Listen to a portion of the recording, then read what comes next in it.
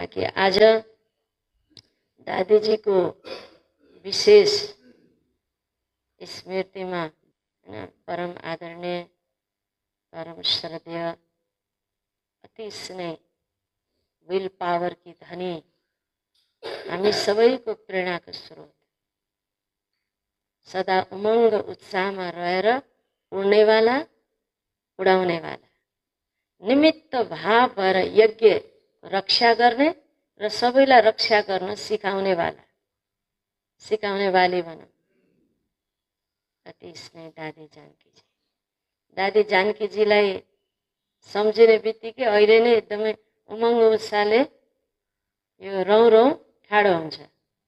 उहाँले भनेको कुराहरू, उहाँले सम्बोधन गरेका शब्दहरू, उहाँसँगको पलहरू हैन। हामीले धेरै नपाए पनि मधुबन जाँदा, हाम्रो जोन बनारसमा आउँदाखेरि धेरै मौका मिलेको थियो मलाई।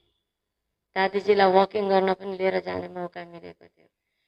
हर पल हर क्षणमा एकछिनको सङ्गतले पनि उमङ्ग उत्साह र शक्ति, एक त उहाँको उपस्थितिले नै त्यो भाइब्रेसन दिन्थ्यो र साथमा जाँदा पनि एकदम सखी जस्तो, उमेरको त्यति फरक हुँदा पनि हैन एकदमै सम्मान, रेस्पेक्ट, ज्ञानको लेनदेन, उत्साह त्यो दादी जानकीजीमा हामीले देख्थ्यौँ के हैन। सधैँ हामीले देख्थ्यौँ दादी जानकीजी जो यति लगनमा मगन, यहाँ सेलेनको ट्रिप हुन्थ्यो, त्यो पाइप हातमा त्यही बोकेर नै मलाई लैजाऊ सबै भाइ बहिनीको साथमा हलमा, डायमन्ड हलमा सेलेन चढाइरहेको त्यो पुरा निकालेर बच्चाहरूसँग भेट्नको लागि डायमन्ड हलमा लिएर जाऊ भनेर भन्नुहुन्थ्यो। बस्नुपर्छ व्हिल चेयरमा आउने बित्तिकै सबै क्लासलाई उमङ्ग उत्साहमा उडाउनुहुन्थ्यो। मैं कौन, मेरा कौन, नसामा सधैँ नसा। 104-21 वर्षमा बाबाको काखमा आउनुभयो, छत्र छायामा आउनुभयो। 21 वर्षको उमेरमा ज्ञान प्राप्त भयो। धनवान हैन, सम्पन्न परिवारको छोरी। भक्ति मार्ग पनि त्यो उमेरसम्म दादीले गरिसक्नुभयो, 4 धाम पनि गरिसक्नुभयो। जब ज्ञान प्राप्त भयो तब बस मेरा तो एक शिव बाबा दूसरा न कोई, यसै लगनमा मगन भएर बाबाले दिएको ज्ञानलाई जीवनमा धारण गर्न हैन। दादीजीको विवाह भएको, दादी विवाहिता हुनुहुन्थ्यो। विवाहित भएर पनि पवित्रतालाई धारण गर्नको लागि अन्य साधारण माताहरू जस्तो दादीजीले पनि आफ्नो जीवनमा धेरै मार, धेरै सितम, धेरै कष्ट सहन गर्नु पर्यो। जो सम्मान कार्यक्रममा विशेष टिचरहरूको बिचमा दादीजीले आफ्नै मुख कमलबाट, मुखार बिन्दुबाट हामीलाई सुनाउनु भएको थियो। त्यो सुन्दा नयन भरिन्थ्यो। यति मार दादीलाई परेको थियो रे, यो बाल सबै यहाँ घाउ हुन्थ्यो रे लुछेर हैन। यस्तो त्याग बाबाको लागि सब कुरा सहेर घरमै बसेर अपवित्र आत्माहरूको कमाई खान्न भनेर छिमेकीहरूको साडीमा फल लगाएर त्यसबाट पैसा कमाएर आफैले कमाएर दादीजीले आफै खाना बनाएर खानुभयो जबसम्म त्यहाँ रहनुभयो।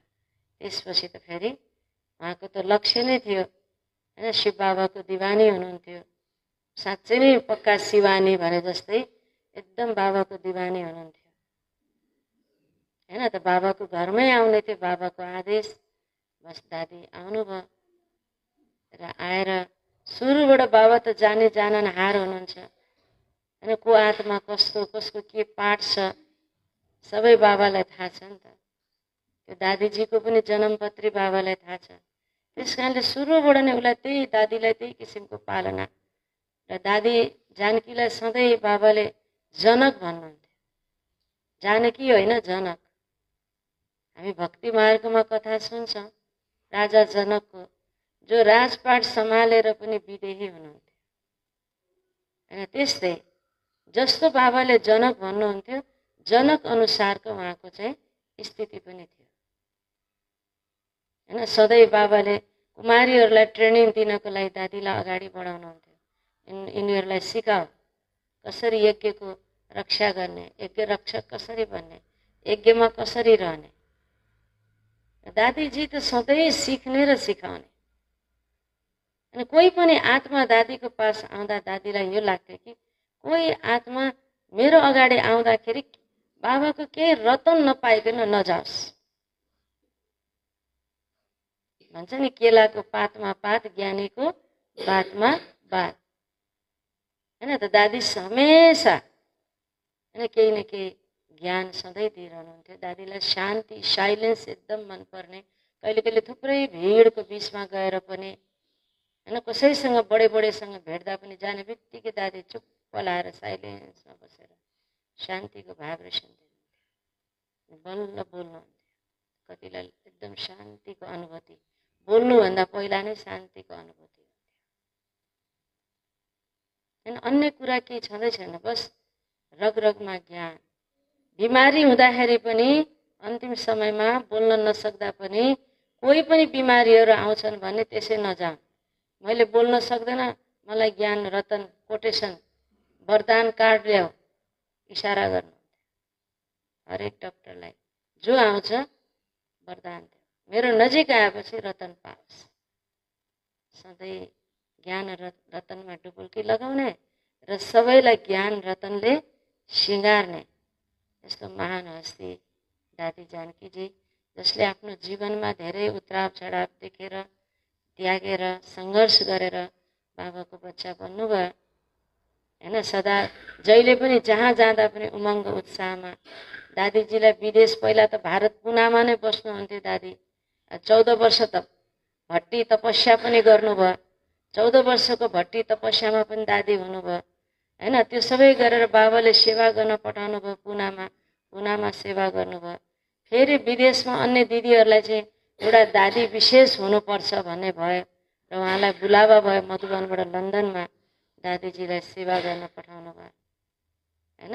यसरी भने एउटा सिम्पल रीतिबाट सदा बाबाको मगनमा यस्तो विशेष पावरफुल आत्माहरू नजिक हुँदा पनि त्यो भाइब्रेसनको कति आत्माहरू कुनै पनि प्रश्नहरू लिएर आउँथे, दादीको अगाडि आउने बित्तिकै स्तब्ध, प्रश्न नै भुल्यो भने प्रश्नै भुल्यो, दादीलाई हेरेर मगन भयो हैन। यस्तो कति हामीले सुन्छौँ।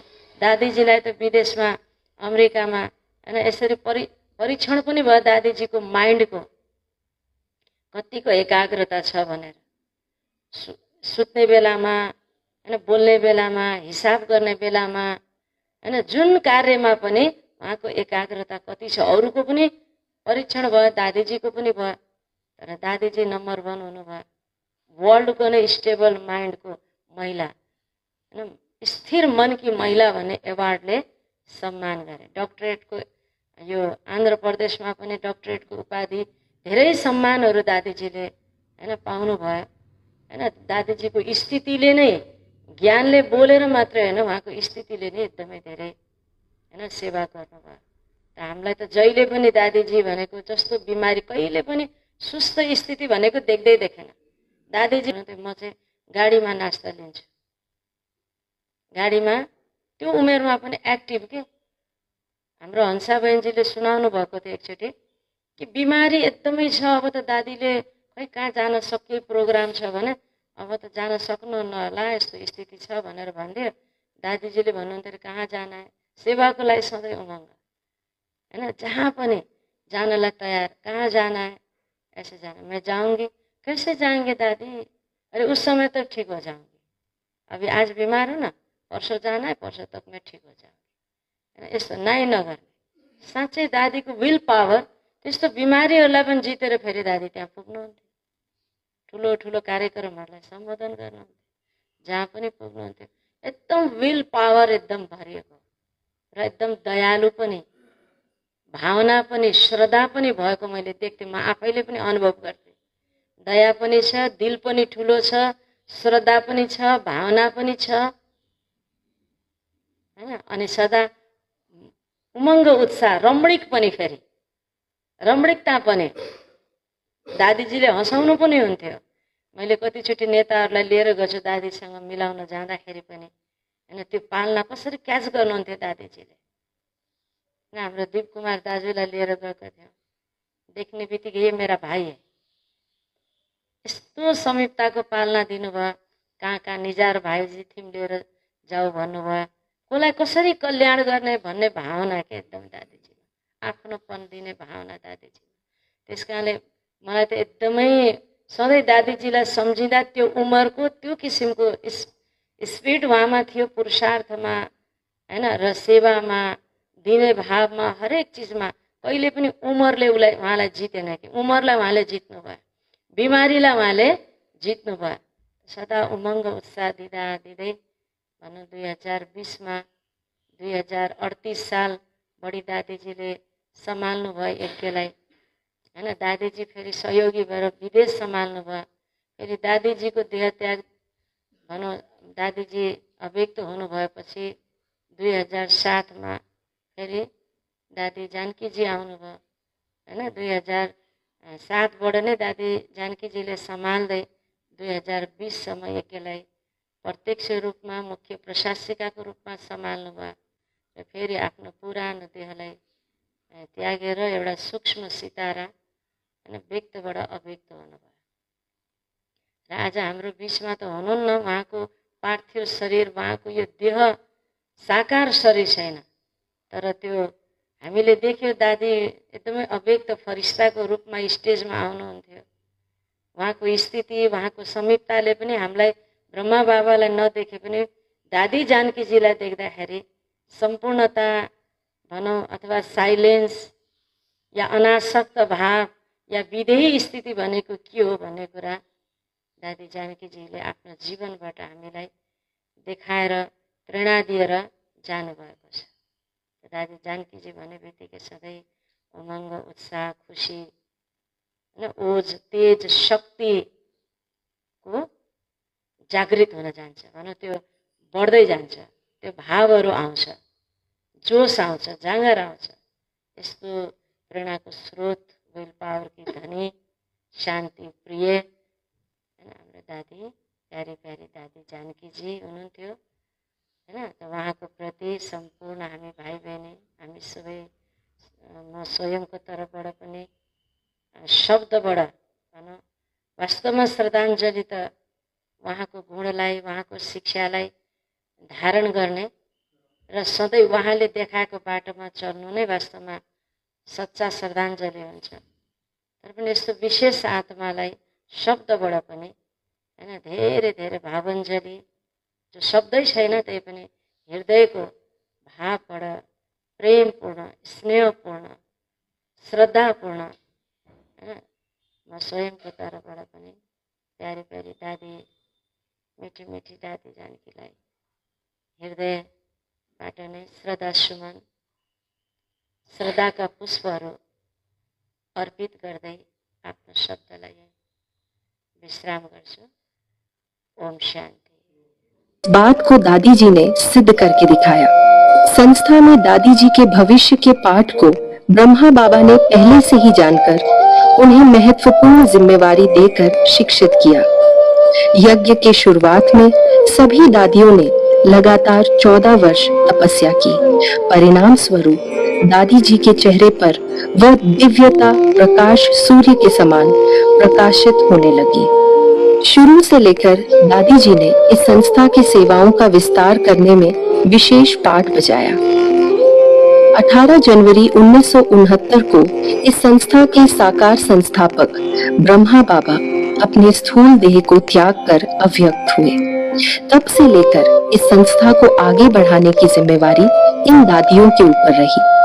ब्रह्मा बाबा के पश्चात दादी प्रकाश मणि जी ने इस संस्था की मुख्य प्रशासिका के रूप में कार्यभार संभाला।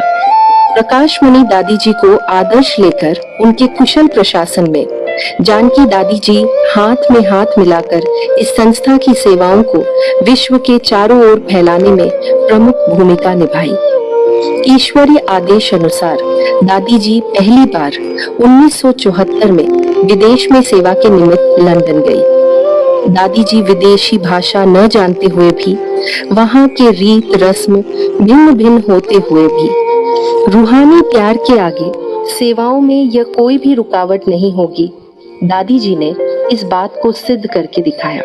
पश्चिमी जीवन शैली में पूरी तरह डूबे हुए लोगों को भारतीय संस्कृति संप्रदाय सिखलाना एक मुश्किल कार्य है। फिर भी दादी जी ने संभव करके दिखाया। अपने अनुभव युक्त प्रवचनों से, आदर्श जीवन से हर एक में एक नया उमंग भर के लाखों लोगों को जीने की कला सिखाई दादी जी ने। एक महिला होते हुए भी दुनिया के 5 खंडों में 100 से अधिक देशों में लाखों किलोमीटर दूर भ्रमण किया। शायद इतना दूर सफर करने वाली महिला दुनिया में और कोई नहीं होगी। दादी जी ना ही केवल आध्यात्मिक प्रवचन देती, बल्कि साइंस एंड स्पिरिचुअलिटी, आध्यात्म और विज्ञान के समन्वय द्वारा अनेकों को प्रेरणा देती थी। दादी जी अपने शक्तिशाली साइलेंट स्थिति द्वारा वैज्ञानिकों सहित सभी को चकित करती थी। निरंतर योग साधना, तपोबल से उन्होंने अपनी बुद्धि को इतना शक्तिशाली बनाया, जिसके फलस्वरूप 1978 में अमेरिका के टेक्सास यूनिवर्सिटी लेबोरेटरी में दादी जी के मन की तरंगों का परीक्षण करके उन्हें the most stable mind in the world अर्थात दुनिया की बहुत स्थिर बुद्धि वाली महिला के रूप में उपाधि देकर सम्मानित किया। तब से लेकर दादी जी की प्रतिभा, आध्यात्मिक शक्ति सारे विश्व में फैलने लगी। दादी जी की सेवाओं को आदर करते हुए न सिर्फ लंदन की जनता ने, बल्कि वहां की ब्रिटिश सरकार, अधिकारीगण सहित सभी ने उनको संपूर्ण सहयोग दिया। 1991 में लंदन के शहर के बीच में ग्लोबल कोऑपरेशन हाउस नाम से एक भव्य भवन का निर्माण हुआ। वहीं विदेशी सेवा के लिए निमित्त बन बाद में बाकी अनेक देशों में संस्था की शाखाएं खुलने लगी। वर्तमान समय दुनिया के 145 देशों में ब्रह्मा कुमारीज के सेवा केंद्र खुले हुए हैं। यह सब दादी जानकी जी के द्वारा किए हुए सेवाओं का फल है। भारत देश सारी दुनिया के लिए एक विश्व गुरु है, आध्यात्म की जन्म स्थली है और स्वयं भगवान की अवतरण भूमि है। यह संदेश सारे विश्व को देना ही दादी जी का मुख्य जीवन लक्ष्य था। दादी जी के नेतृत्व में अनेक धर्म सम्मेलनों के साथ साथ global cooperation for a better world, million minutes of peace appeal जैसी कई अंतर्राष्ट्रीय प्रोजेक्ट्स आयोजित हुए। विश्व के सभी धर्मों के व्यक्तियों से, धर्म गुरुओं से, राजनेताओं से, देशाध्यक्ष सहित अनेक जाने माने व्यक्तियों से दादी जी मिली और विश्व भलाई के लिए श्रेष्ठ समाज निर्माण के कार्य में उन्हें भी सम्मिलित होने का सविनय अनुरोध किया। दादी जी का दिल इतना विशाल रहा कि केवल आध्यात्मिक प्रवचन ही नहीं, बल्कि सामाजिक सेवाओं में भी अपना सहयोग देती रही। इसी उद्देश्य से 1997 में Janaki foundation for global health care नाम से एक ट्रस्ट की स्थापना की गई। इस यज्ञ की शुरुआत से ही जानकी दादी जी को सभी दादियों से बहुत प्यार रहता था। आपस में यह दादियां मिलते समय उनके निर्मल प्रेम, निस्वार्थ ईश्वरीय स्नेह, एक दो को सम्मान देने का वह दृश्य बहुत प्यारा लगता था। सर्वदैवी गुण इन दादियों के आचरण में दिखाई देते थे। सन 1969 से लेकर सन 2007 तक यानी 38 साल दादी प्रकाशमणि जी इस संस्था की मुख्य प्रशासिका रही। 25 अगस्त 2007 को दादी प्रकाशमणि जी ने अपना देह त्याग कर अव्यक्त हुई। उसके पश्चात 27 अगस्त 2007 से दादी जानकी ने इस संस्था का मुख्य कार्य व्यवहार की जिम्मेवारी संभाली। भारत के अनेक स्थानों में दादी जी भ्रमण करके अनेक आत्माओं को अपने वरदानी दृष्टि से, अनुभव युक्त प्रवचनों से ईश्वर अनुभूति करा के उन्हों में शक्ति भरती थी। अनेक आत्माओं को श्रेष्ठ जीवन बनाने की कला सिखाई दादी जी ने। दादी जी को देखते ही हर किसी को एक नया उमंग, उत्साह और आत्मविश्वास की अनुभूति होती थी।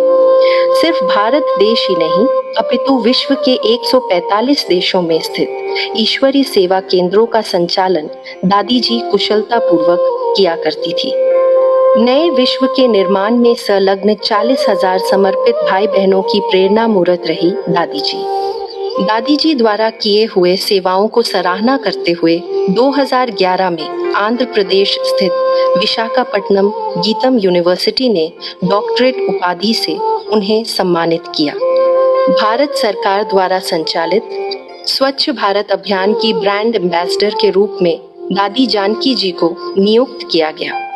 पर्यावरण परिरक्षण के क्षेत्र में भी दादी जी का विशेष योगदान रहा और संयुक्त राष्ट्र द्वारा आयोजित किए गए हर बड़े बड़े प्रोजेक्ट्स को दादी जी अपने संस्था के माध्यम से विशेष सहयोग देती रही। ऐसे सदा समस्त आत्माओं की सेवा में मग्न रहने वाली दादी जी को स्वयं परमात्मा भी अपने वरदानी हस्तों से दुआओं से अनंत शक्तियां भरते थे। सीट पर सीट होना।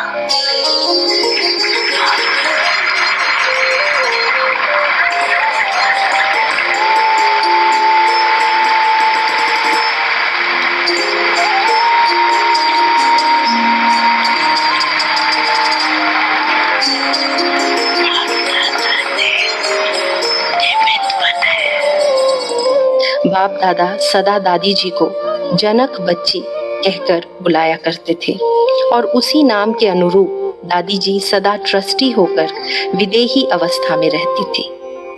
भगवान के दिल में विशेष स्थान प्राप्त करने वाली अमूल्य रत्न थी दादी जानकी जी। परमात्मा का ज्ञान मुरली से दादी जी को बहुत प्यार था। वे सदा ये कहा करती थी कि मुरली ही मेरी प्राण है। मेरी जानकी की है मुरली, इसलिए जिंदा है। समझ रहे हो ना, अंदर से मुरली से जान आ गई है। दिन में अनेक बार उस मुरली पढ़कर विचार सागर मंथन करके ज्ञान के गुह्य रहस्यों को दादी जी स्पष्ट रूप से सुनाती थी। यह कला परमात्मा से दादी जी को एक वरदान के रूप में प्राप्त थी। उनका शारीरिक स्वास्थ्य कैसा भी हो, लेकिन सदा विल पावर से एवं सदृढ़ मनोबल से वह अपने शरीर को चलाती थी। दादी जी बहुत बार यह बात याद दिलाती थी कि दवाइयों से भी ज्यादा परमात्मा और आप सबकी दुआएं ही मुझे चला रही हैं। इस प्रकार लाखों करोड़ों के दिल में स्थान प्राप्त करने वाली दादी जी ने अपने संपूर्ण कर्मातीत स्थिति को प्राप्त करके 27 मार्च 2020 को इस भौतिक देह को छोड़ दिव्य फरिश्ता बनकर उन फरिश्तों की दुनिया में सूक्ष्म वतन में उड़कर चली गई। उनके यादगार में बहुत सुंदर शक्ति स्तंभ शांतिवन में बहुत प्यार से बनाया गया। आने वाले दिनों में यह शक्ति स्तंभ हर किसी में रूहानी शक्ति भर के स्व उन्नति करने के लिए एक तपस्या स्थान बनेगा। ऐसी शुभ भावना हम रखते हैं। दादी जी द्वारा किए गए इस विश्वव्यापी सेवाओं को सम्मान करते हुए भारत सरकार ने 12 अप्रैल 2021 को दादी जी के स्मृति में 5 रुपए वाली एक डाक टिकट भी रिलीज की है। ऐसे अनेक विशेषताओं से संपन्न दादी जी भले स्थूल रूप से हम सभी से दूर हो गई हो, लेकिन उनकी दी हुई अनमोल शिक्षाएं, दिव्य प्रेरणाएं, उनसे मिली हुई अलौकिक पालना व अनुशासन, मीठी यादें सदा हमारे मन में, दिलों में सदा काल के लिए अमर रहेगी। ऐसे विशेष दादी जी को हम सब की ओर से दिल से कोटि कोटि नमः, सुमांजलि और स्नेह पुष्पांजलि अर्पित करते हैं। अच्छा, ओम शांति।